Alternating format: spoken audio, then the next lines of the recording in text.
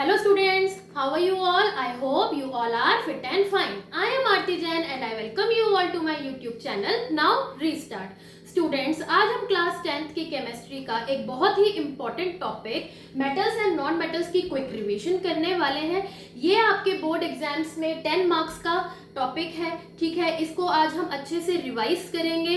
इसमें जो भी टॉपिक्स आपको लगता है कि आपको डिटेल में पढ़ने हैं तो डिस्क्रिप्शन में आपको इसकी डिटेल्ड वीडियो का लिंक दे दिया जाएगा। प्लीज़ उन वीडियोस को ज़रूर देखिएगा, ठीक है, वरना तो इसी वीडियो से ही आपकी रिवीजन बहुत अच्छी हो जाएगी एंड आई एम श्योर कि आप लोगों के इसमें फुल स्कोर्स आने के पूरे चांसेस बन जाएंगे। तो चलिए बिना टाइम वेस्ट करे जल्दी से स्टार्ट करते हैं अपनी आज की जर्नी को मेटल्स एंड नॉन मेटल्स की क्विक रिवीजन के साथ। Students, metals and non metals, metals जैसे कि आप जानते ही हैं कि कौन कौन से होते हैं। Sodium, potassium, calcium, magnesium, aluminium, iron, zinc, ये सारे हमारे मेटल्स होते हैं।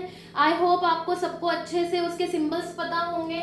नॉन मेटल्स होते हैं आपके carbon, sulphur, silicon, phosphorus, chlorine, fluorine, bromine, iodine, ये सारे कुछ एग्जाम्पल्स हैं नॉन मेटल्स के, राइट।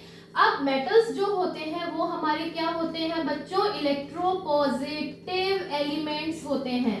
कुछ शॉर्ट फॉर्म्स इसमें मैं यूज करूंगी आज की रिवीजन में, जैसे पॉजिटिव को मैंने इस तरीके से लिखा, ठीक है। आई होप आप सब लोग अच्छे से उसे समझ पाएंगे। ये होते हैं हमारे इलेक्ट्रोपॉजिटिव एलिमेंट्स। नॉन मेटल्स होते हैं हमारे इलेक्ट्रोनेगेटिव एलिमेंट्स, ठीक है। क्यों ये इलेक्ट्रोपॉजिटिव होते हैं?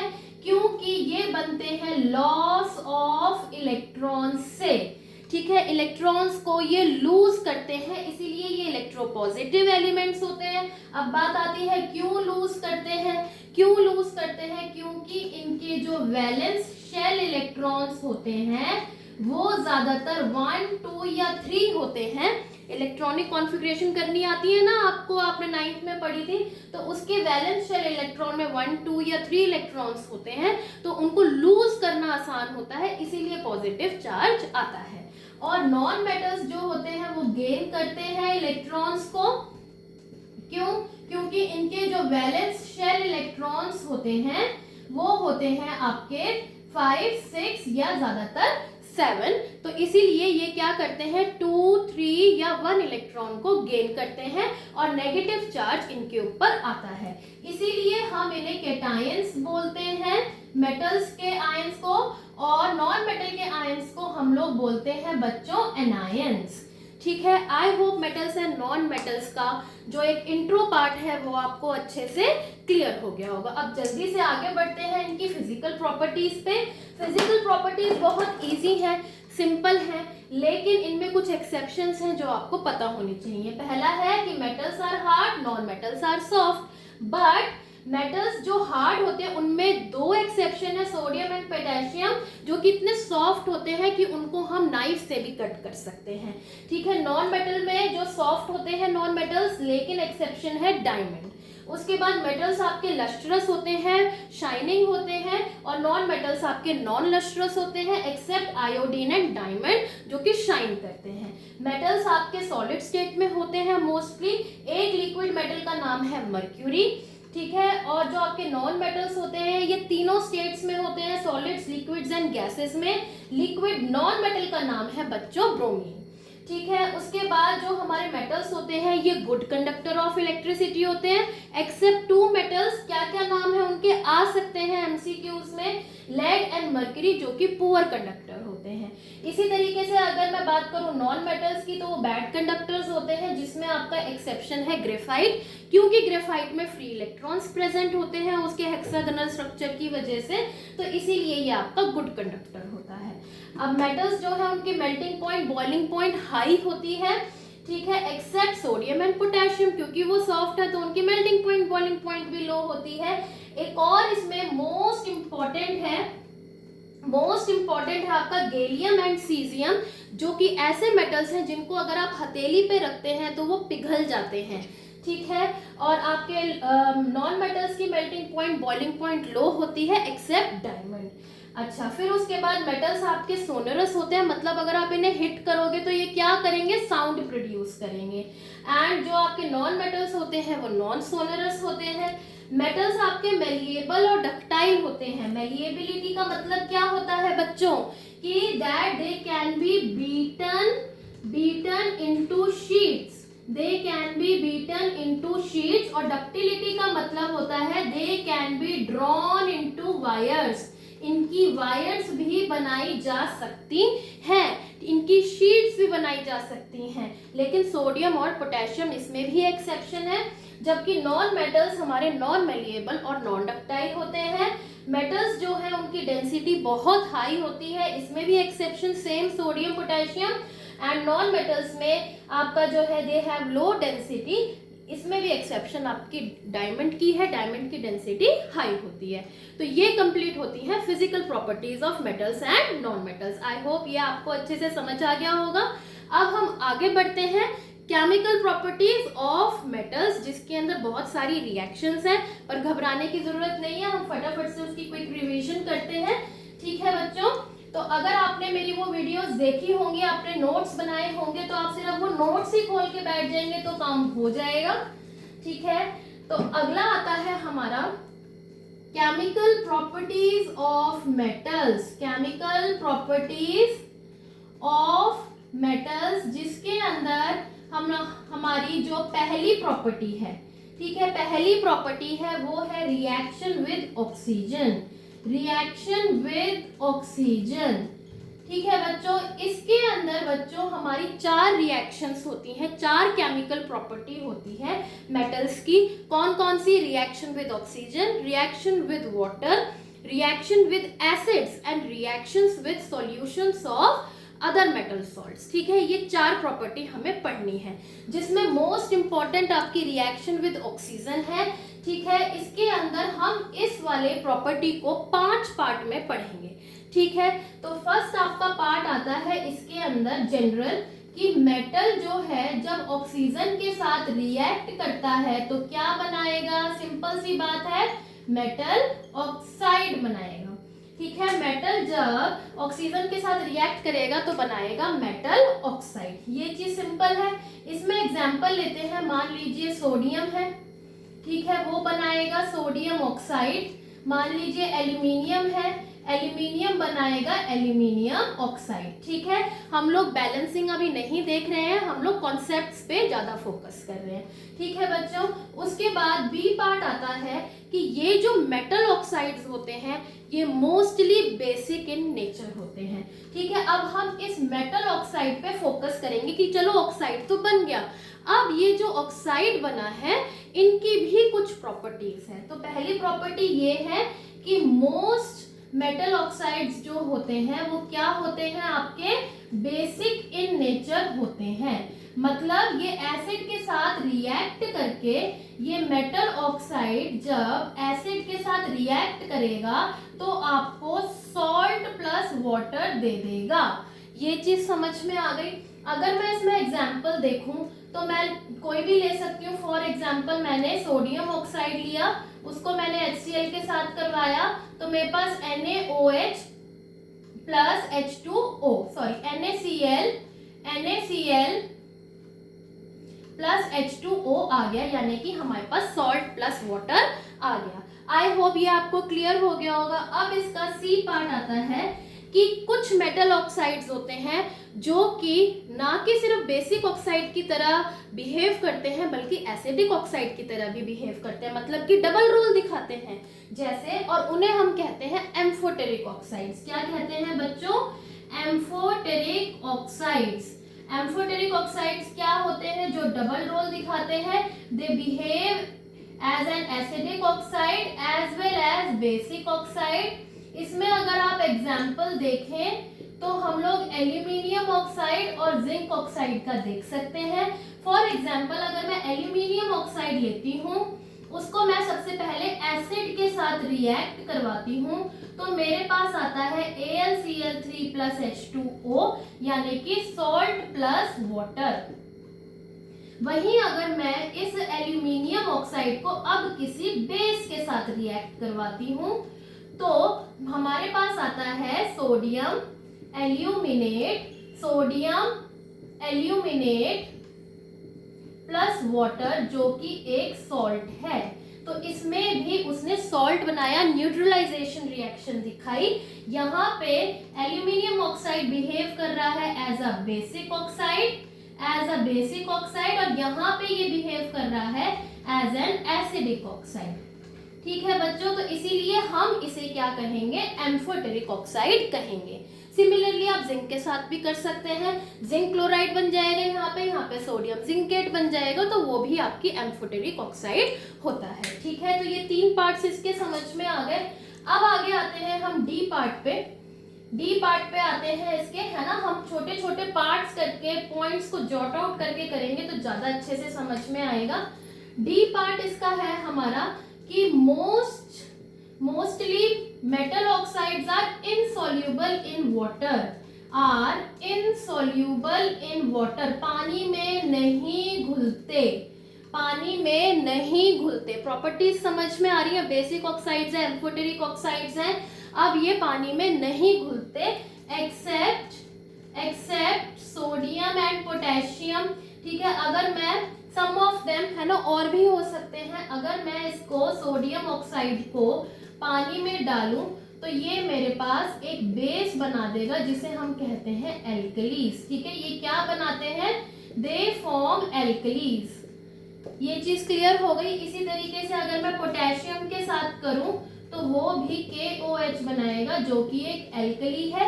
एल्कली का मतलब बेस, यानी कि they are soluble in water. कौन, ये सॉल्यूबल है पानी में और एल्कली बनाते हैं। ये वाली चीज समझ में आ गई आप लोगों को।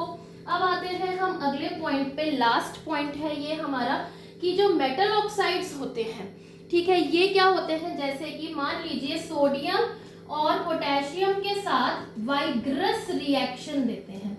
वाइग्रस रिएक्शन होती है ऑक्सीजन की। ठीक है, वाइग्रस रिएक्शन, RTN मतलब रिएक्शन। ठीक है, वाइग्रस रिएक्शन देते हैं। ठीक है, इसकी वजह से they are kept immersed in kerosene oil.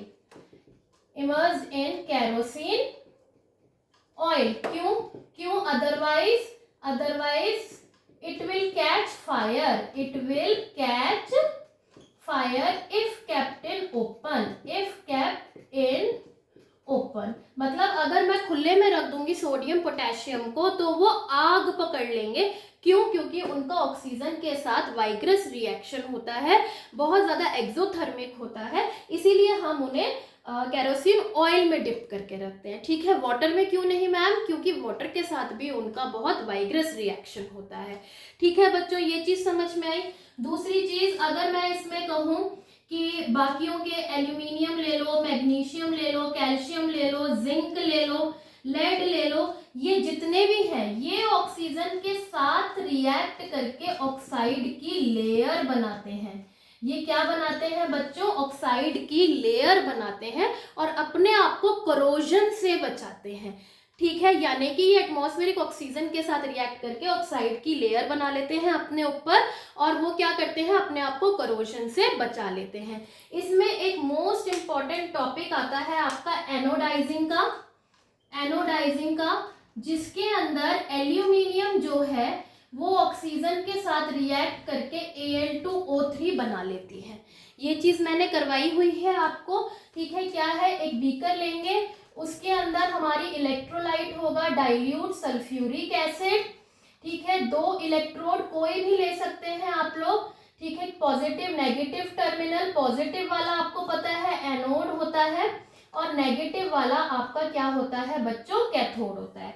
इतना तो आपको पता ही है। ठीक है, अब इसके अंदर जब रिएक्शन स्टार्ट करवाई, ये पॉजिटिव है ये नेगेटिव है, रिएक्शन स्टार्ट करवाई तो यहाँ पे ऑक्सीजन के बबल्स आएंगे। ये आपका एल्यूमिनियम मेटल, ये आपकी एल्यूमिनियम मेटल की होनी चाहिए। यहाँ पे ये एल्यूमिनियम जो है ऑक्सीजन के साथ रिएक्ट करके एल्यूमिनियम ऑक्साइड की इसके ऊपर लेयर चढ़ जाएगी।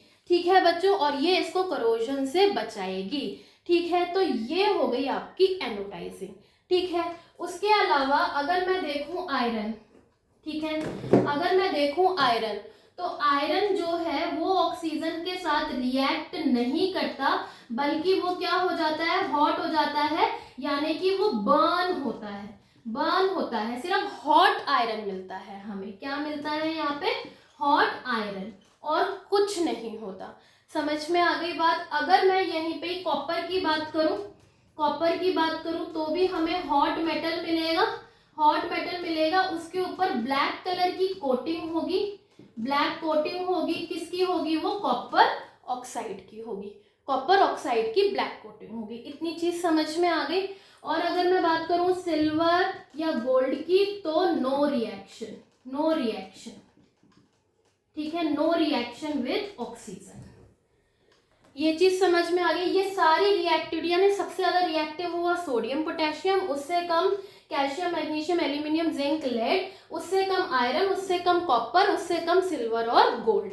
अगर मैं आयरन की बात करूं तो यहाँ पे, अगर यहाँ पे आयरन फिलिंग्स हैं, अगर यहाँ पे मैं आयरन फिलिंग्स ले लूं, फिलिंग्स, ठीक है, तो फिलिंग्स के साथ क्या होगा, ये बर्न करेंगी वाइग्रेसली, ठीक है। लेकिन अगर पूरा एक लोहे का मेटल ले लूं, पूरा लोहा ले लूं, तो वो सिर्फ गर्म होगा, कोई रिएक्शन नहीं होगी।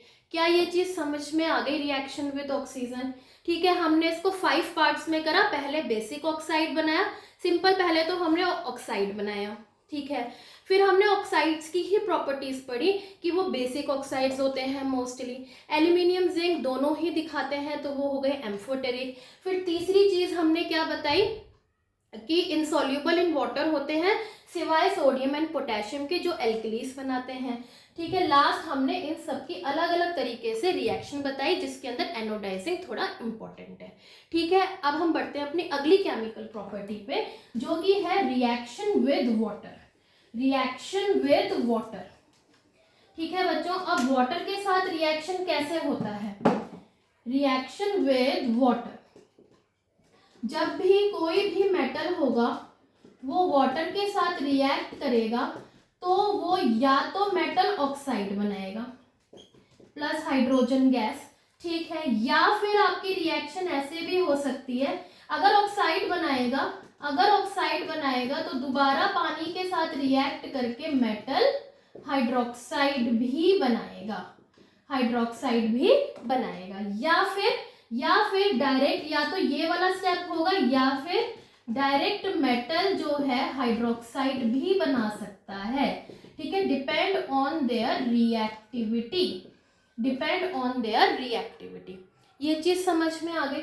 अब अगर इसके अंदर मैंने सोडियम या पोटेशियम लिया, तो उसके साथ आपका NaOH बनेगा, या फिर यहाँ पे KOH बनेगा, हाइड्रोजन गैस इवॉल्व होगी, high amount of heat evolve होगी, हाईली एक्सोथर्मिक, हाईली एक्सोथर्मिक, ठीक है। अगर हाइड्रोजन गैस का टेस्ट पूछा जाए तो आपको पता है पॉप साउंड आती है, ठीक है। हाईली एक्सोथर्मिक रिएक्शन है, वाइग्रस रिएक्शन है, केरोसिन ऑयल में डिप करके रखा जाता है। ये चीज क्लियर हो गई आपको। सोडियम पोटेशियम सबसे ज्यादा रिएक्टिव। आगे आते हैं, तो ये इवन कोल्ड वाटर के साथ भी रिएक्ट कर जाते हैं बच्चों, ये कोल्ड वाटर के साथ भी रिएक्ट कर जाते हैं। अब अगर मैं कैल्शियम की बात करूं, तो ये भी कोल्ड वाटर के साथ रिएक्ट करके डायरेक्ट हाइड्रोक्साइड ही बनाएगा, डायरेक्ट हाइड्रोक्साइड ही बनाएगा, हाइड्रोजन निकलेगी, हीट भी निकलेगी, हीट भी निकलेगी, पर इतना ज्यादा एक्सोथर्मिक रिएक्शन नहीं होता, इतना ज्यादा हाइड्रोजन इतना ज्यादा हीट नहीं निकलता कि वो हाइड्रोजन को क्या करे कि बर्न करके एकदम से आग पकड़ ले, ठीक है। तो एक्सोथर्मिक तो है, but it is not sufficient, this heat is not sufficient to catch fire, to catch fire. क्या ये चीज समझ में आ गई। अभी तक तीनों एक जैसी रिएक्शन हुई, ठीक है, बस ये एक्सोथर्मिक है और ये नहीं है। अब अगर मैं आगे बात करूं मैग्नीशियम की, तो मैग्नीशियम कोल्ड वाटर, अगर कोल्ड आ जाए लिखा हुआ तो नो रिएक्शन, लेकिन अगर हॉट वाटर आ जाए तो हो सकता है वही चीज मैग्नीशियम हाइड्रोक्साइड प्लस हाइड्रोजन और हीट नहीं निकलेगी। ठीक है बच्चों, अब ऑल्दो कैल्शियम और मैग्नीशियम आपके हैवी होते हैं, हैवी मेटल होते हैं पानी से, फिर भी ये पानी पे फ्लोट करते हैं, क्यों?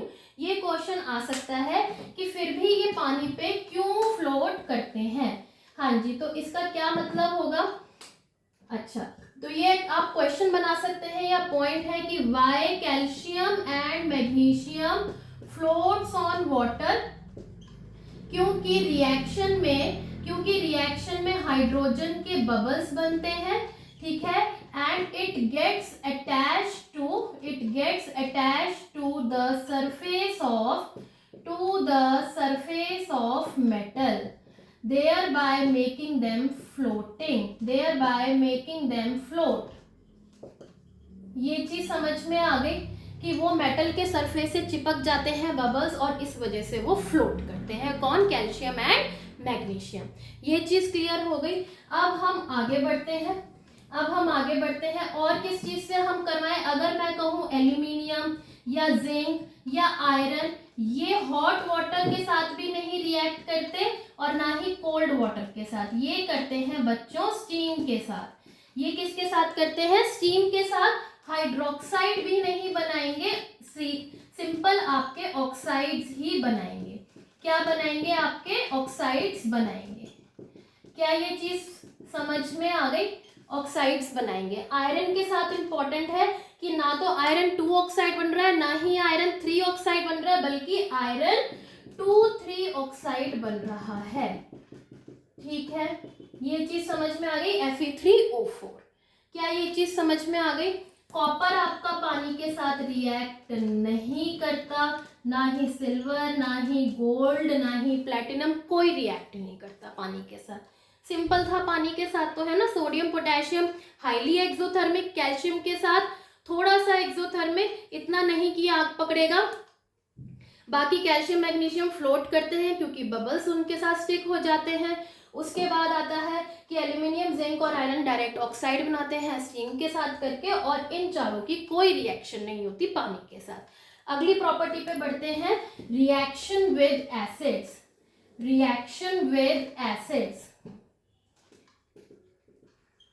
ठीक है बच्चों, अब एसिड्स के साथ कैसे? मेटल जो है जब भी किसी एसिड, यूजुअली हम लोग डाइल्यूटेड एसिड लेते हैं, के साथ रिएक्ट करेगा तो बनाएगा सॉल्ट प्लस वाटर।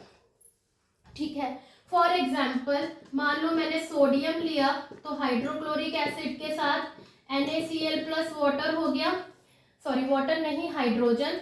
ठीक है, ये आपका इंपॉर्टेंट है, हाइड्रोजन बनेगा। क्या बनेगा बच्चों? हाइड्रोजन बनेगा। उसके बाद आता है कि मान लो मैंने आपका लिया एल्यूमिनियम, तो बन जाएगा आपका एल्यूमिनियम क्लोराइड प्लस हाइड्रोजन। अगर मैंने लिया जिंक और मैंने मान लो एसिड लिया H2SO4, तो बन जाएगा ZnSO4 प्लस H2। सिंपल सी रिएक्शन है, ये तो समझ में आई गई होगी। लेकिन इसमें एक एक्सेप्शन है कि अगर HCl और H2SO4 की जगह हम लोग यूज करते हैं HNO3 डाइल्यूट नाइट्रिक एसिड, सिर्फ एक चीज है, सॉल्ट तो बनेगा, हाइड्रोजन की जगह वो बनेगा जो मैंने गलती से अभी बनाया था। क्या बनाया था? वाटर। यहाँ पे तो कोई ऑक्साइड है नहीं ना मैम, तो वाटर तो नहीं बन सकता। लेकिन नाइट्रिक एसिड एक स्ट्रॉन्ग ऑक्सीडाइजिंग एजेंट है, इसीलिए वो हाइड्रोजन की जगह क्या बनाएगा बच्चों? वाटर बनाएगा। ठीक है, तो अगर मैं यहाँ पे एक्सेप्शन लिखूं, क्या है एक्सेप्शन? कि metal with dilute nitric acid क्या बनाता है आपका? सॉल्ट बनाएगा प्लस वाटर बनाएगा। क्या बनाएगा बच्चों? वाटर बनाएगा, क्योंकि ये क्या है आपका? स्ट्रॉन्ग ऑक्सीडाइजिंग एजेंट है। ये स्ट्रॉन्ग ऑक्सीडाइजिंग एजेंट है, तो ये ऑक्सीडाइज कर देगा हाइड्रोजन को, ऑक्सीडाइजेस हाइड्रोजन टू वाटर, और इटसेल्फ गेट रिड्यूसेस टू, अपने आप को रिड्यूस कर लेगा, रिड्यूसेस टू कोई भी नाइट्रोजन ऑक्साइड में। ठीक है, नाइट्रोजन ऑक्साइड कैसी? जैसे कि N2O, NO, NO2, इनमें किसी में भी ये चेंज हो जाएगा। सिंपल सी बात है, स्ट्रॉन्ग ऑक्सीडाइजिंग एजेंट है भाई, तो इसीलिए पानी बना दिया हाइड्रोजन की जगह और अपने आप को नाइट्रस ऑक्साइड, नाइट्रोजन ऑक्साइड्स में कन्वर्ट कर लिया। एक एक्सेप्शन इसमें भी है, एक एक्सेप्शन इसमें भी है, वो क्या है और आप उसको कैसे याद रखोगे, है ना। कोई भी ट्रिक लगा सकते हो कि भाई डाइल्यूट नाइट्रिक एसिड है, तो अगर मैं उसको मैग्नीशियम या मैग्नीज के साथ करवाती हूँ, मैग्नीज के साथ करवाती हूँ, तो मुझे सॉल्ट प्लस हाइड्रोजन ही मिलेगी, पानी नहीं मिलेगा। ठीक है बच्चों, आई होप ये क्लियर हो गया। और अगर मैं कॉपर, सिल्वर, गोल्ड, प्लेटिनम की बात करूं, तो वो एसिड के साथ कोई भी रिएक्शन नहीं देंगे, लीस्ट रिएक्टिव मेटल्स। ठीक है, ये चीज समझ में आ गई। अब इसी में ही एक चीज आती है आपकी, एक चीज आती है आपकी एक्वा रीजिया। ठीक है, क्या आता है बच्चों, एक्वा रीजिया। एक्वा रीजिया क्या होता है, ये एक लैटिन वर्ड है जिसका मतलब है रॉयल वाटर। क्या मतलब है इसका, रॉयल वाटर। ये क्या होता है, जैसे कि गोल्ड को कोई भी पिघला नहीं सकता, कोई भी डिसॉल्व नहीं कर सकता, तो उसके लिए एक सॉल्यूशन बनाया गया। कोई ऐसा एसिड नहीं है जो गोल्ड को अपने अंदर मतलब उसको सॉल्यूबल बना सके, तो लेकिन दो हमने एसिड लिए HCl और HNO3, किस रेशो में, 3:1 की रेशो में, 3 parts of hydrochloric acid, 1 part of nitric acid. इनको जब हमने आपस में मिक्स करा तो जो मिक्सचर आया वो हुआ एक्वा रीजिया। ठीक है, और ये क्या होता है, करोजिव और फ्यूमिंग लिक्विड होता है। ठीक है, करोजिव और फ्यूमिंग लिक्विड होता है एंड इट कैन डिसॉल्व। ये किस काम आता है, मेनली इसका पर्पस क्या है, it can dissolve gold and platinum, जो कि एक अकेला एसिड नहीं कर सकता। इन दोनों का जो ये रेशो है, जो ये मिक्सचर बना है, वो गोल्ड और प्लेटिनम को डिसॉल्व कर सकता है। क्या ये चीज समझ में आ गई, एसिड तक की केमिकल प्रॉपर्टीज आ गई समझ में। तो बस अब तो जीत हासिल हो ही गई है। अगला आता है हमारा last chemical property. Last chemical property है with the solution of metal salts. ठीक है, तो फोर्थ हमारी केमिकल प्रॉपर्टी है reaction with solution of metal salts. ठीक है, मान लीजिए यहाँ पे कोई एक मेटल है मेटल ए, और यहाँ पे सॉल्ट सॉल्यूशन है मेटल बी का, और इन दोनों में से ज्यादा रिएक्टिव कौन है, ए है। ठीक है, हाईली रिएक्टिव। तो क्या ये ज्यादा ताकतवर है, तो बी को हटा देगा उसके सॉल्ट सॉल्यूशन में से, बिल्कुल हटा देगा। हमने डिस्प्लेसमेंट रिएक्शंस पढ़ी थी ना केमिकल रिएक्शंस एंड इक्वेशन में, जो ज्यादा ताकतवर है तो वो क्या कर देगा, इसको हटा देगा, खाली मेटल बी आ जाएगा, और सॉल्ट सॉल्यूशन किसका आएगा, सॉल्ट सॉल्यूशन ऑफ मेटल ए का सॉल्ट सॉल्यूशन हमारे पास आ जाएगा। इस रिएक्शन को हम लोग कहते हैं डिस्प्लेसमेंट रिएक्शन। इसे हम कहते हैं बच्चों डिस्प्लेसमेंट रिएक्शन। फॉर एग्जाम्पल, अगर मैं एग्जाम्पल लूं तो आयरन जो कि कॉपर से ज्यादा रिएक्टिव है, आयरन क्या है, कॉपर से ज्यादा रिएक्टिव है, आयरन सल्फेट प्लस कॉपर बनाएगा। कॉपर सल्फेट होता है ब्लू कलर का, इसको डिस्प्लेस करा तो ये ग्रीन कलर का सॉल्यूशन आ जाएगा। ठीक है, वहीं अगर मैं उल्टा लिख दूं कॉपर प्लस आयरन सल्फेट, तो क्या रिएक्शन होगा बच्चों, नहीं होगा मैम, क्योंकि ये तो कम रिएक्टिव है ना, कम ताकतवर है, ये इसको कैसे हटाएगा, नहीं हटा पाएगा इसको। तो इस चीज का अपने एग्जाम में खास तौर से ध्यान रखना है कि कहाँ पे नो रिएक्शन लिखना है। ठीक है बच्चों, तो जबरदस्ती की रिएक्शंस नहीं बना कर आनी है।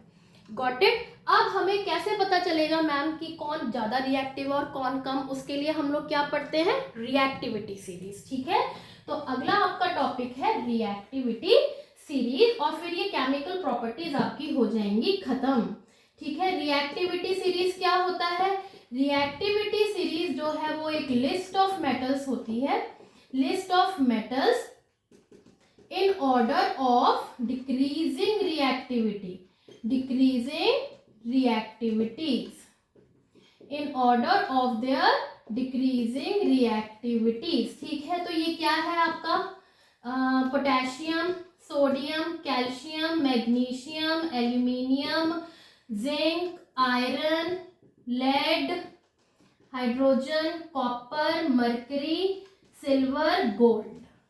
ठीक है, यही है जिसमें कि ये डिक्रीजिंग ऑर्डर है, डिक्रीजिंग रिएक्टिविटीज। डिक्रीजिंग रिएक्टिविटीज होती है जिसमें आपका पोटेशियम मोस्ट रिएक्टिव एलिमेंट है, पोटेशियम मोस्ट रिएक्टिव है, और गोल्ड आपका लीस्ट रिएक्टिव है। जो बॉटम ऑफ द सीरीज में है ये आपके लीस्ट रिएक्टिव है। इनको हम लोग नोबल मेटल्स भी बोलते हैं, नोबल मेटल्स भी बोलते हैं। क्या ये चीज क्लियर हो गई है ना? ये इस लिस्ट को आपको लर्न करना पड़ेगा किसी भी ट्रिक से। एक बच्चे ने कुछ ऐसा बनाया था, कैटरीना ने कार, इससे आप कुछ भी बना सकते हैं। ठीक है, मुझे बताने की जरूरत नहीं है, आप लोग किसी भी ट्रिक से इसको आप लर्न कर सकते हैं। ठीक है, अच्छा अब हम आगे बढ़ते हैं। How do metals react with non metals? Metals react with non metal कैसे करेंगे भाई रिएक्ट? आपको पता है कोई भी अगर मेटल है, ठीक है, मान लीजिए सोडियम है, उसका इलेक्ट्रॉनिक कॉन्फ़िगरेशन 281 होता है ना, क्योंकि एटॉमिक नंबर 11 होता है। ठीक है, तो ये क्या करेगा, लूज करेगा अपना एक इलेक्ट्रॉन और पॉजिटिव आयन बना लेगा। पॉजिटिव आयन बनाएगा यानी कि कैटायन बनाएगा, और जिसकी इलेक्ट्रॉनिक कॉन्फ़िगरेशन हो जाएगी 28। ठीक है, फिर क्लोरीन आया, उसने एक इलेक्ट्रॉन गेन करा, क्लोरीन एनायन बनाया। क्लोरीन एनायन बनाया क्यों? क्योंकि इसकी इलेक्ट्रॉनिक कॉन्फ़िगरेशन है 287, क्योंकि 17 इसका एटॉमिक नंबर है। एक इलेक्ट्रॉन गेन करेगा, 288 आ गया, नोबल गैस कॉन्फ़िगरेशन आ गई। ठीक है, तो इस तरीके से जब हम इन दोनों को आपस में रिएक्ट करवाएंगे, ये वाला इलेक्ट्रॉन ये ले लेगा तो एक कंपाउंड बनेगा जिसे हम क्या कहते हैं, आयनिक कंपाउंड कहते हैं। ठीक है बच्चों, तो जैसे ये सोडियम है, इसका एक electron, valence shell electron represent करते हैं ना हम लोग इलेक्ट्रॉन डॉट स्ट्रक्चर में, और क्लोरीन है, इसके हो गए जी ये क्रॉस में रिप्रेजेंट 7 इलेक्ट्रॉन्स। अब ये इलेक्ट्रॉन क्या हो रहा है, ट्रांसफर हो रहा है, तो कैसे बनेगा, Na पॉजिटिव और Cl के पास ये सारे आ गए नेगेटिव, या फिर मैं इसे NaCl लिख सकती हूँ, सोडियम क्लोराइड, जो कि क्या है, एक आपका आयनिक कंपाउंड है। ये क्या है, आपका एक आयनिक कंपाउंड है। क्या ये चीज समझ में आ गई? आयनिक कंपाउंड का दूसरा नाम होता है इलेक्ट्रोवैलेंट कंपाउंड, इलेक्ट्रोवैलेंट कंपाउंड। ठीक है बच्चों, आई थिंक आपको आयनिक कंपाउंड की फॉर्मेशन समझ में आ गई है। वहीं अगर मैं मैग्नीशियम का देखूं तो इसके पास 2 होते हैं, तो कोई नहीं, यहाँ पे एक Cl ले लो, यहाँ पे एक Cl ले लो। ठीक है, तो ये हो गए हमारे पास 2 Cl, और ये एक इलेक्ट्रॉन यहाँ जाएगा, एक यहाँ जाएगा, तो ये Mg2 पॉजिटिव, और Cl के पास हर एक के पास ये आ गए, तो हम यहाँ ट्वाइस लगा देते हैं, तो ये हो गया MgCl2। क्या ये समझ में आया आयनिक कंपाउंड? यस मैम, समझ में आ गया है ना। आसान है आयनिक कंपाउंड में ट्रांसफर करना है। तो अगर मैं आयनिक कंपाउंड की डेफिनेशन लिखूं, अगर मैं आयनिक कंपाउंड की डेफिनेशन लिखूं तो क्या होगा, compounds formed by transfer of electrons, compounds formed by transfer of electrons. ठीक है, from metals to non metals, from metals to non metals, उसे हम कहते हैं आयनिक कंपाउंड। क्या ये चीज क्लियर हो गई? अब हम आते हैं प्रॉपर्टीज ऑफ आयनिक कंपाउंड पे। ठीक है, हमारी अगली हेडिंग होगी properties of ionic compound, properties of ionic compound. Ionic compound कैसे होते हैं बच्चों, बताओ, आप लोगों ने पढ़ा भी होगा ये चीज। आयनिक कंपाउंड हार्ड होते हैं, स्ट्रॉन्ग होते हैं। ठीक है, हार्ड होते हैं, स्ट्रॉन्ग होते हैं, और इनका high melting point, boiling point होता है।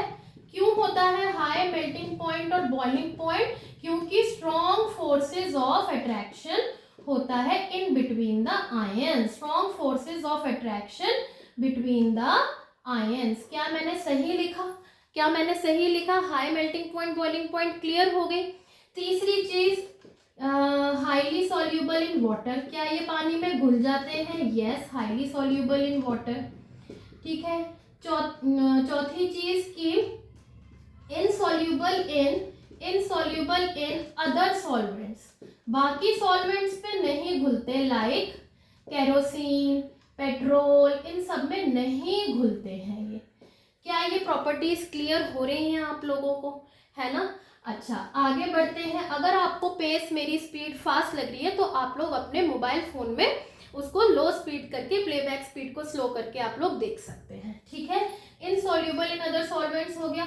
आगे आते हैं, they are good conductor, they do not conduct electricity, ये इंपॉर्टेंट है, they do not conduct electricity.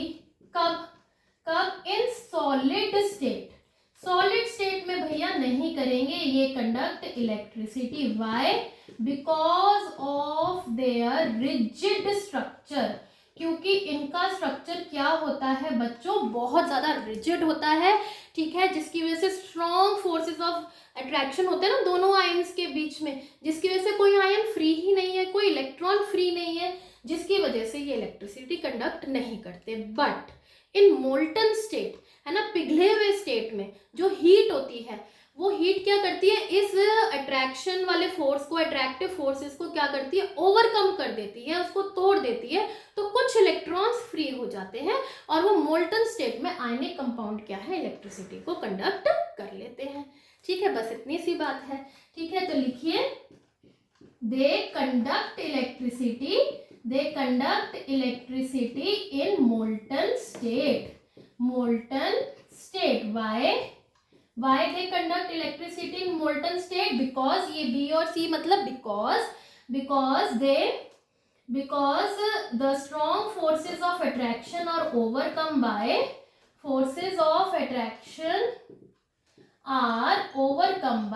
heat and ions become free to conduct electricity. I hope इतना टॉपिक आज का आपको क्लियर हो गया होगा, है ना? Physical properties of metals and non metals, chemical properties of metals and the formation of ionic compound and their properties. अब हम बढ़ते हैं अपने अगले टॉपिक पे, जो कि है अकरेंस ऑफ मेटल्स, जिसके अंदर हम लोग एक्सट्रैक्शन ऑफ मेटल्स पढ़ेंगे। बहुत ही इंटरेस्टिंग टॉपिक है। चलिए जल्दी से स्टार्ट करते हैं। बच्चों, हमारे अर्थ क्रस्ट में जितने भी एलिमेंट्स और कंपाउंड्स एग्जिस्ट करते हैं उन्हें हम कहते हैं मिनरल्स। उन्हें हम क्या कहते हैं? मिनरल्स। ठीक है, तो अगला टॉपिक है हमारा अकरेंस ऑफ मेटल्स। ठीक है, तो इसमें हम कह सकते हैं कि एलिमेंट्स और कंपाउंड्स दैट अकर नेचुरली, ठीक है, that occur naturally in earth crust, उन्हें हम क्या कहते हैं बच्चों? उन्हें हम कहते हैं मिनरल्स। उन्हें हम क्या कहते हैं? मिनरल्स। और जिन मिनरल्स में से हम मेटल्स निकाल सकते हैं प्रॉफिटेबली का मतलब कि कम से कम 80% मेटल हो, बाकी सारी चाहे इम्प्योरिटीज हो या कोई और मेटल हो, 80% मेटल निकल गया तो प्रॉफिट है भाई। तो उस वाले मिनरल को हम लोग और कह देते हैं। क्या कहते हैं बच्चों? और कहते हैं। ठीक है, तो minerals from which metals can be extracted, from which metals can be extracted profitably. ठीक है, प्रॉफिटेबली, तो उसे हम क्या कहते हैं बच्चों? और कहते हैं। उन्हें हम कहते हैं और। ठीक है, कुछ और के नाम देख लें। कुछ और के नाम क्या है? जैसे कि अगर मैं कहूँ हेमेटाइट ओर, ठीक है, हेमेटाइट ओर ये होता है आपका iron oxide. Bauxite ore, bauxite होता है हमारा एल्यूमिनियम ऑक्साइड। जिंक ब्लेंड होता है हमारा जिंक सल्फाइड। जिंक स्पार होता है जिंक कार्बोनेट। ठीक है, उसके अलावा हमारा आता है कॉपर ग्लांस होता है हमारा कॉपर सल्फाइड। एक आता है सिनेबार और जो कि होता है मर्क्यूरिक सल्फाइड। समझ में आ गई बात? ये चीज क्लियर हो गई। ठीक है, अब हमें इस ओर में से मेटल निकालना है, यानी कि हमें एक्सट्रैक्शन करना है, जिसे हम कहते हैं मेटलर्जी। ठीक है, उसके कुछ स्टेप्स हैं, पहले हम स्टेप्स लिखेंगे, फिर उनको डिटेल में धीरे धीरे हम लोग रिवाइज करेंगे। ठीक है बच्चों, तो चलिए जल्दी से पहले हम स्टेप्स लिख लेते हैं, स्टेप्स ऑफ मेटलर्जी या एक्सट्रैक्शन ऑफ मेटल्स। ठीक है, स्टेप्स ऑफ मेटलर्जी। तो पहला स्टेप आता है आपका enrichment of ore, enrichment of ore. ठीक है, एनरिचमेंट की जगह मैं वर्ड कंसंट्रेशन भी यूज कर सकती हूँ। क्या ये चीज याद आ गई आप लोगों को? ठीक है, दूसरा स्टेप आता है आपका कन्वर्जन ऑफ सल्फाइड और carbonate ore into metal oxide. अब हम मेटल ऑक्साइड में चेंज करेंगे। फिर आता है आपका रिडक्शन ऑफ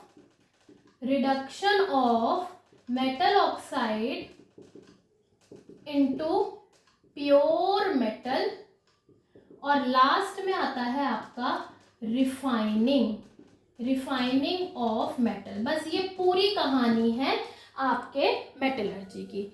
अब ये वाली चीजें आपको थोड़ा थोड़ा याद भी आ रही होंगी। एनरिचमेंट में हम क्या करते हैं, मैंने बताया था ना, फेस वॉश करते हैं, जैसे इम्प्यूरिटीज हटाते हैं, और उन इम्प्यूरिटीज को हम लोग क्या कहते हैं? इम्प्यूरिटीज को हम लोग क्या कहते हैं बच्चों? गैंग कहते हैं। ठीक है, जैसे कि सॉइल, सैंड, कुछ भी। ठीक है, सिर्फ वॉशिंग से, स्क्रबिंग से हम लोग इन इम्प्यूरिटीज को हटा सकते हैं।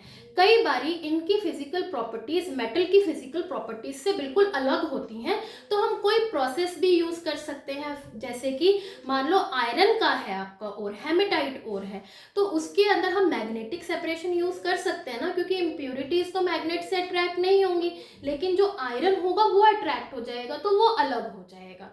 यही बात है। ठीक है, या तो सिर्फ हम वॉशिंग कर सकते हैं, या फिर हम बहुत सारे मेथड्स यूज कर सकते हैं based on differences between their physical properties, based on differences between their physical properties. यहाँ पे देयर क्या है? Gang and metal.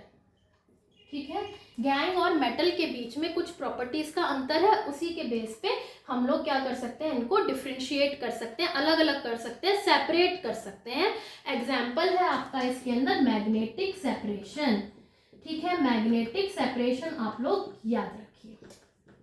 आगे बढ़ते हैं कि अब हमारे पास ओर तो आ गया भाई। ठीक है, अब उसके अंदर हमें देखना है किस टाइप का है। मोस्टली जो हमारे ओर्स होते हैं, मोस्टली ये हमारे होते हैं ऑक्साइड्स। तो अगर ऑक्साइड्स हैं तो ये वाला स्टेप हमारा स्किप हो गया, ठीक है, क्योंकि हमें अगर और कोई भी ओर है, ठीक है, जैसे सल्फाइड का है, कार्बोनेट का है, तो सेकंड स्टेप में हम पहले ऑक्साइड तक पहुंचेंगे। ठीक है, तो ये ऑक्साइड्स जो है हमारे, ये मोस्टली ऑक्साइड्स क्यों होते हैं? क्योंकि because oxygen is abundant and highly reactive, बहुत ज्यादा रिएक्टिव भी होता है, और हमारे अर्थ क्रस्ट पे एबेडेंटली प्रेजेंट भी है। ठीक है, अब मान लो सल्फाइड ओर है या कार्बोनेट ओर है, तो सल्फाइड ओर को हम एक्सेस ऑफ एयर में रिएक्ट करवा के क्या बना सकते हैं? उसका ऑक्साइड बना सकते हैं, मेटल ऑक्साइड बना सकते हैं, और इस प्रोसेस को हम लोग कहते हैं बच्चों रोस्टिंग। क्या कहते हैं? रोस्टिंग। कार्बोनेट ओर को हम लिमिटेड सप्लाई ऑफ एयर में या फिर एब्सेंस ऑफ एयर भी लिख सकते हैं, हम लोग हीट करवाएंगे, ये हीटिंग होती है, उससे हमारे पास मेटल ऑक्साइड अगर बनता है तो उसे हम कहते हैं कैल्सिनेशन। क्या कहते हैं? कैल्सिनेशन। इनके बीच का डिफरेंस आता है कई बार एग्जाम में, तो आप लिखेंगे it is used for sulphide और it is used for carbonate और in this the ore is heated in excess of air, in this process ore is heated in limited supply of air। ठीक है, तो ये कुछ इसके फिर आप एग्जाम्पल दे सकते हैं। ठीक है, आगे हम बढ़ते हैं। जब मेटल ऑक्साइड आपके पास आ गया, अब हमें क्या करवानी है? इसकी रिडक्शन करवानी है। तो रिडक्शन के लिए आपके पास पहला तरीका है विद कार्बन के साथ करवा दो रिडक्शन, मेटल आ जाएगा। ठीक है, अभी हम एग्जांपल्स पढ़ेंगे तो ज़्यादा क्लियर हो जाएगा। या फिर विद एल्यूमिनियम, जो कार्बन को थोड़ा लो मानते हैं कि भाई ये हमें हटा नहीं पाएगा। ठीक है, तो एल्यूमिनियम तो हाईली रिएक्टिव है ना, तो डिस्प्लेसमेंट रिएक्शन करवा सकते हैं एल्यूमिनियम के साथ।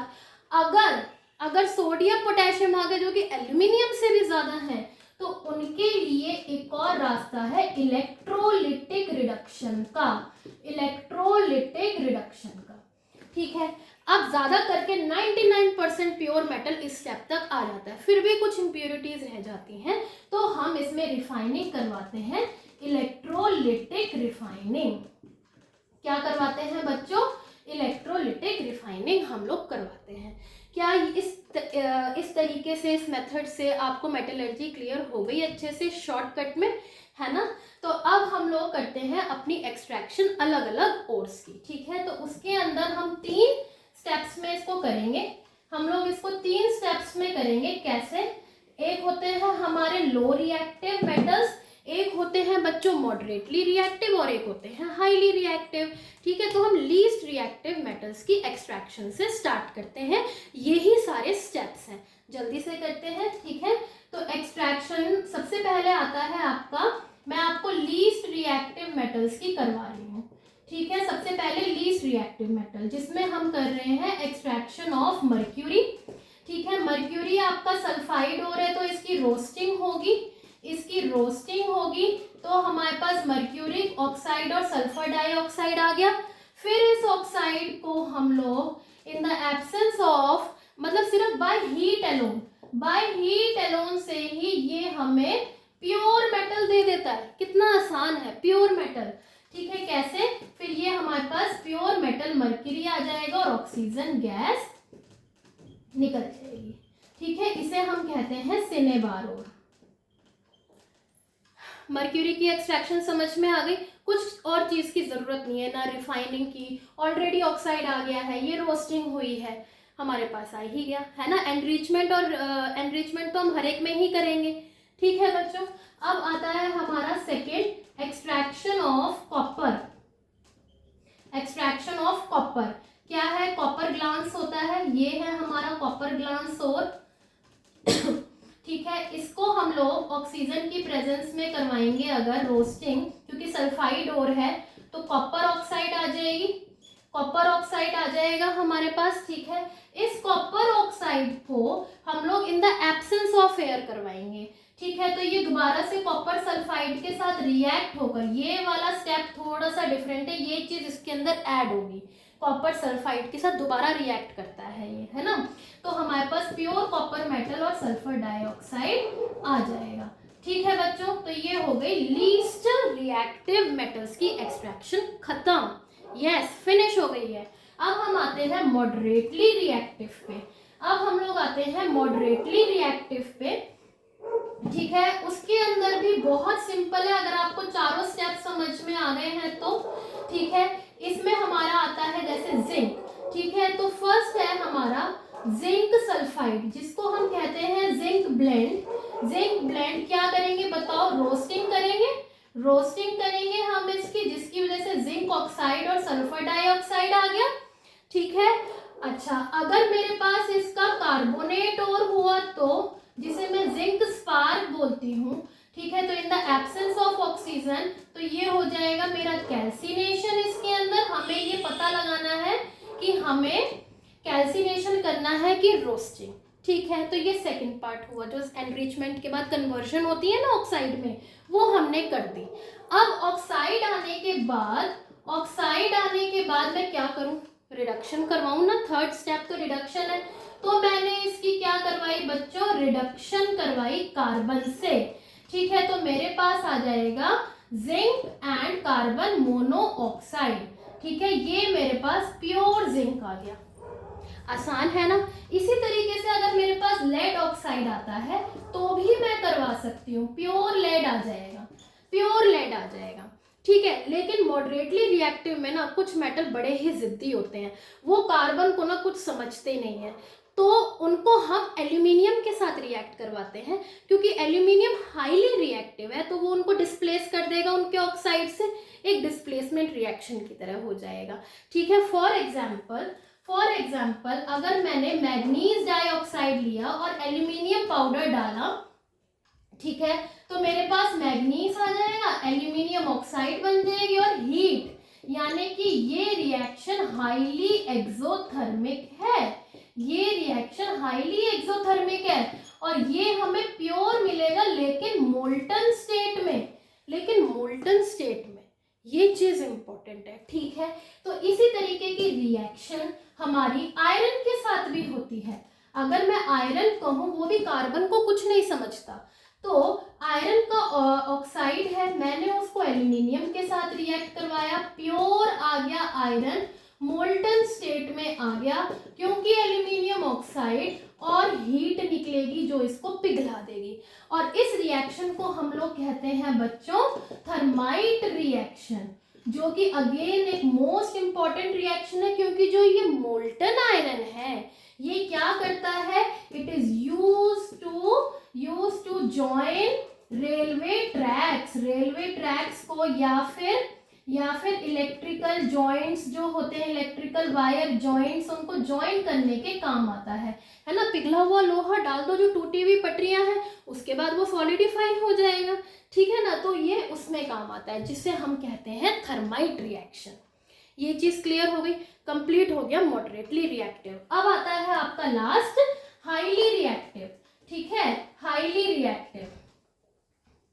हाईली रिएक्टिव में हम लोग क्या करते हैं, हाईली रिएक्टिव में हम लोगों को डायरेक्ट ऑक्साइड और ही होते हैं, कोई सल्फाइड कोई कुछ नहीं। ठीक है, जैसे कि सोडियम, पोटेशियम, एल्यूमिनियम, इनकी हम करते हैं बच्चों इलेक्ट्रोलिटिक रिडक्शन। इलेक्ट्रोलिटिक रिडक्शन कैसे करते हैं, हम लोग एक बीकर लेते हैं। ठीक है, मान लीजिए मेरे को सोडियम का करवाना है, मुझे सोडियम का करवाना है, तो मैं इसका एक क्लोराइड फॉर्म लूंगी एज एन इलेक्ट्रोलाइट। ठीक है, ये मेरा इलेक्ट्रोलाइट है सोडियम क्लोराइड।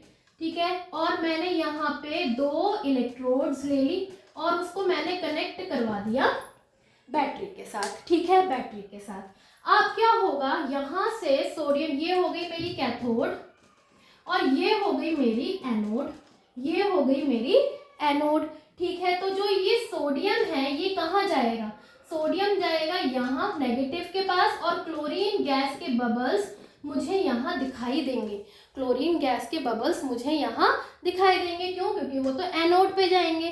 ठीक है, तो जो ये सोडियम मिला है ये मुझे मिलेगा प्योर, ये मुझे क्या मिलेगा बच्चों, प्योर मिलेगा। इलेक्ट्रोड्स आप लोग कार्बन की ले सकते हैं, कॉपर की ले सकते हैं, किसी भी चीज़ की ले सकते हैं। ठीक है, क्या ये चीज़ समझ में आई, इलेक्ट्रोलिटिक रिडक्शन। मेन आपको याद रखना है कि हमें क्लोराइड्स लेने हैं, ठीक है, क्योंकि उसकी गैस के बबल्स बन जाते हैं ना। ठीक है, ये चीज़ समझ में आ गई, इलेक्ट्रोलिटिक रिडक्शन। अब हमारा मेटलर्जी का लास्ट स्टेप है, जो कि है हमारा इलेक्ट्रोलिटिक रिफाइनिंग।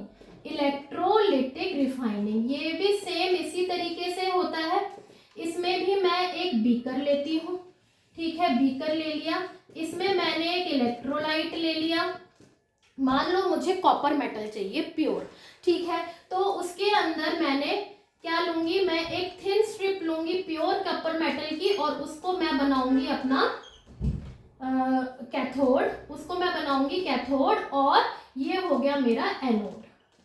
ठीक है, ये हो गई एनोड और ये हो गई मेरी कैथोड। ये है मेरा pure copper metal thin strip, और ये है मेरा इम्प्योर मेटल जिसमें से मुझे कॉपर चाहिए। ये मैंने कॉपर सल्फेट लिया, उसी का ही कोई भी सॉल्ट सॉल्यूशन लिया। तो कॉपर जो है वो कहाँ जाएगी, यहाँ जाएगी ना, यहाँ जाएगा कॉपर, है ना। और ऑक्सीजन के बबल्स यहाँ आकर क्या करेंगे, यहाँ पे डिपॉजिट हो जाएंगे, और जो यहाँ से कॉपर है वो इधर जाएगी अंदर, ये यहाँ से ऐसे जाएगी, और जो इम्प्यूरिटीज होंगी वो क्या हो जाएंगी, यहाँ पे इकट्ठी हो जाएंगी। ये है हमारी इम्प्यूरिटीज, जिसे हम कहते हैं, या इनसॉल्यूबल इम्प्यूरिटीज, जिसे हम कहते हैं एनोड मड। जिसे हम क्या कहते हैं बच्चों, एनोड मड, क्योंकि ये एनोड के नीचे आया है। ये याद रखना है, इम्प्योर मेटल को एनोड और प्योर मेटल की जो पतली स्ट्रिप लो। क्यों? क्योंकि प्योर मेटल उसके ऊपर जमेगा ना अभी, तो इसको मोटा बना देगा। ठीक है, प्योर कॉपर मेटल को कैथोड लो। ये हो गई आपकी इलेक्ट्रोलिटिक रिफाइनिंग खत्म।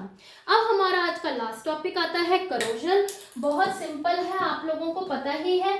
करोजन का मतलब क्या होता है कि जब भी कोई मेटल है ना हमारे एटमॉस्फेयर में प्रेजेंट एसिड्स, वाटर वेपर या फिर ऑक्सीजन के साथ रिएक्ट करके कोई लेयर बनाते हैं जो उसको खराब कर देते हैं मेटल को, उसे हम करोजन कहते हैं। ठीक है, तो करोजन तो अब आपको समझ में आ ही गया होगा। ठीक है, अगर इसमें आयरन मेटल है, वो आपका ऑक्सीजन और वाटर के साथ रिएक्ट होता है, तो वो क्या बनाता है बच्चों? रस्ट बनाता है। क्या बनाता है? रस्ट, जो कि आपका ब्राउन कलर का या रेडिश ब्राउन कलर का फ्लेकी सब्सटेंस होता है। ठीक है, रेडिश ब्राउन कलर का। उसके बाद अगर मैं कॉपर की बात करूं, तो कॉपर जो है कार्बन डाइऑक्साइड के साथ रिएक्ट करेगा जो एटमॉस्फेयर में प्रेजेंट है, बनाएगा कॉपर कार्बोनेट, जो कि ग्रीन कलर की कोटिंग होती है। ठीक है, अगर मैं बात करूं आपकी सिल्वर की, तो सिल्वर सल्फर के साथ रिएक्ट करके सिल्वर सल्फाइड बनाएगी, जो कि आपकी ब्लैक कलर की कोटिंग होती है। आई थिंक ये आपको समझ में आ गया होगा करोजन। ठीक है, अब अगर मैं इसमें आगे बात करूं कि इसको कैसे प्रिवेंट करा जाए, तो painting, greasing, alloying, galvanisation, anodising, ये सारे तरीके हैं जिससे हम करोजन से बच सकते हैं। तो इसमें गैल्वेनाइजेशन क्या होता है बच्चों? गैल्वेनाइजेशन क्या होता है? गैल्वेनाइजेशन होता है, ये एक मेथड है, it is a method to protect iron. ठीक है, मेथड टू प्रोटेक्ट, किसको बचाना है हमें? स्टील या फिर आयरन को by putting a layer of zinc on it. ठीक है, अगर हम जिंक मेटल की लेयर उसके ऊपर लगा देते हैं तो हमारा अंदर का लोहा, स्टील बच जाता है। ठीक है, ये चीज समझ, क्योंकि जिंक जो है वो ऑक्सीजन के साथ रिएक्ट करके जिंक ऑक्साइड बनाएगी, आयरन को कुछ नहीं होगा। ये होता है आपका गैल्वेनाइजेशन। ठीक है, इसमें जेड आ रहा है ना, तो उससे याद रख सकते हैं जिंक। ठीक है, अगला मेथड आपका लास्ट टॉपिक आज का, एलॉइंग। एलॉइंग क्या होता है? ये एक मेथड होता है to improve the properties of metals, to improve the properties of metals. Metals की प्रॉपर्टीज को इम्प्रूव करना है। कैसे करें? एक मिक्सचर बना लें, है ना, मिक्सचर ऑफ 2 और मोर मेटल्स, 2 या 2 से ज्यादा मेटल्स को मिक्स कर दो, या फिर और metal and a non metal, इनका बना लिया जाए एक होमोजेनियस मिक्सचर। तो उसे हम क्या कहते हैं बच्चों? उसे हम कहते हैं एलॉय कहते हैं, और उससे थोड़ी प्रॉपर्टीज अच्छी हो जाती हैं। तो बहुत टाइप के एलॉयज हैं। चलिए जल्दी से हम लोग करते हैं कौन कौन से एलॉयज हैं। ठीक है, कौन कौन से हमारे एलॉयज आते हैं? सबसे पहले आता है हमारा आयरन, जो कि सॉफ्ट होता है, आसानी से स्ट्रेच कर सकता है। ठीक है, तो इसकी ये प्रॉपर्टी हमारे लिए तो कोई काम की नहीं है। हमने इसके अंदर क्या करा, थोड़ा सा कार्बन डाल दिया 0.05%, जिसकी वजह से ये क्या हो गया, हमारा हार्ड हो गया। ठीक है, ये हमारा क्या हो गया, हार्ड हो गया, जो कि हमें देता है स्टील। ठीक है, अगर इसी आयरन में मैंने निकल और क्रोमियम डाल दिया, 74% आयरन, ठीक है, 18% क्रोमियम, 8% निकल, तो हमारे पास आ जाएगा स्टेनलेस स्टील। ठीक है, अब इसी तरीके से अगर मैं कॉपर में बात करूं, कॉपर में जिंक डालूं, 80% copper, 20% zinc gives you brass. ठीक है, अगर मैं टिन की बात करूं तो 90% copper, 10% tin gives you bronze. अगर मैं बात करूं इसके अंदर 60% कॉपर, 20% जिंक, 20% निकल की, तो आता है आपके पास जर्मन सिल्वर। ठीक है, अगर मैं बात करूं इसके अंदर लेड 50% एंड टिन 50%, तो आता है हमारे पास सोल्डर। ठीक है, सोल्डर, अभी इनके बारे में हम लोग बात करेंगे। और वहीं अगर मैं मर्क्यूरी को किसी भी मेटल के साथ मिक्स करूं तो आता है हमारे पास एमेल्गम। क्या ये चीज आप सब लोगों को रिवाइज हो गई 1 गो में? ठीक है, आयरन के साथ स्टील, स्टेनलेस स्टील, कॉपर के ब्रास और ब्रोंज, एक जर्मन सिल्वर है, लेड और टिन से सोल्डर, इसका क्या है, मेल्टिंग पॉइंट बहुत लो होता है, जिसकी वजह से is use to join electrical wires. Electrical wires को ज्वाइन करने के काम आएगा। आप देखेंगे वेरियस इलेक्ट्रिशियन सोल्डरिंग रॉड को यूज करते हैं, ठीक है। और मर्क्यूरी में मान लीजिए आपके पास सोडियम है, तो ये आपका सोडियम एमेल्गम बन जाएगा। इसी तरीके से जिंक एमेल्गम बन जाएगा। अगर मैं बात करूं गोल्ड की, गोल्ड तो ये 24 कैरेट होता है, सॉफ्ट होता है, ज्वेलरी नहीं बन सकती। इसके अंदर आप सिल्वर या कॉपर डाल के जो गोल्ड बनता है वो 22 कैरेट का होता है, जिससे आप लोग ज्वेलरी बना सकते हैं। क्या ये चीजें समझ में आ गई? ठीक है। अगर मैं प्रॉपर्टीज की बात करूं एलॉयज की, तो क्या होते हैं, दे आर हार्ड, ये हार्ड होते हैं, स्ट्रॉन्ग होते हैं, रेजिस्टेंट टू करोजन, इतनी जल्दी से करोड नहीं होते हैं, ठीक है। और इनकी melting point and conductivity, electrical conductivity क्या होती है, लोअर होती है देन प्योर मेटल। प्योर, ये इंपॉर्टेंट है, प्योर मेटल से तो कम मेल्टिंग पॉइंट होती है। जैसे ब्रास और ब्रोंज, इनकी मेल्टिंग पॉइंट कॉपर मेटल के मुकाबले बहुत कम होगी और कंडक्टिविटी भी कम होगी, ठीक है बच्चों। क्या ये चीज, तभी तो हमारे पास ब्रास और ब्रोंज की कॉपर वो जो वायर्स होती हैं नहीं बनाते ना, कॉपर मेटल ज्यादा एक कंडक्टिविटी करता है, ठीक है। तो this completes your full chapter metals and non metals. I hope ये 10 मार्क्स आज के दिन आपने बिल्कुल पक्के कर लिए होंगे इस वीडियो को देखने के बाद। कोई डाउट आता है मुझे कमेंट सेक्शन में ज़रूर बताइएगा, ठीक है। और कौन से टॉपिक पे आपको रैपिड रिवीजन चाहिए मुझे ज़रूर बताइएगा, मुझे अपना फीडबैक ज़रूर दीजिएगा। मिलते हैं आपसे अगले वीडियो सेशन में, तब तक के लिए खुश रहिए, स्वस्थ रहिए, मस्त रहिए और पढ़ते रहिए। Bye bye students.